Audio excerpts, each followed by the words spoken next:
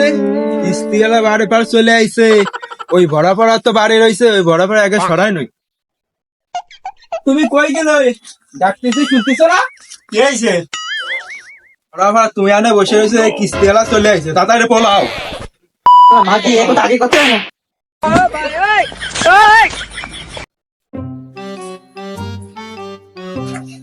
ও dahlia কাকি, dahlia কাকি বাসায় আছেন নাকি? ও কিস্তি এলা স্যার আইছেন, মিতা আসেন বসেন। আমার বর্ষার সময় নাই, আমি কিস্তি নিতে আইছি। আর কয় মাস ঘুরাবেন?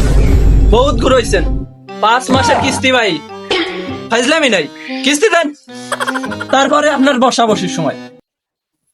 কিস্তি দিতে পারি নাই, কিস্তি তো দেওয়া দরকার, আর সময় চিনি কিছুই কিনা হয় নাই। চাচি আমরা অত কিছু বুঝি না, আমাদের কিস্তি আজকে দিতে হবে। কিস্তি উঠানোর সময় মনে থাকে না, রসের রসের কথা কয়ে কিস্তি উঠান।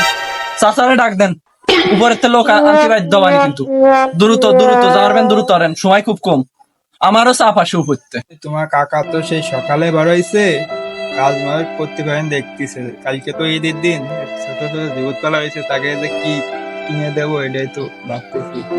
চাচি আমি অত কিছু বুঝি না, আজকে দিনের মধ্যে চাচারে কয়ে কিস্তি পরিশোধ করে দিয়ে আসতে, না হলে আমি স্যাররে নিয়ে আসবানি কালকে।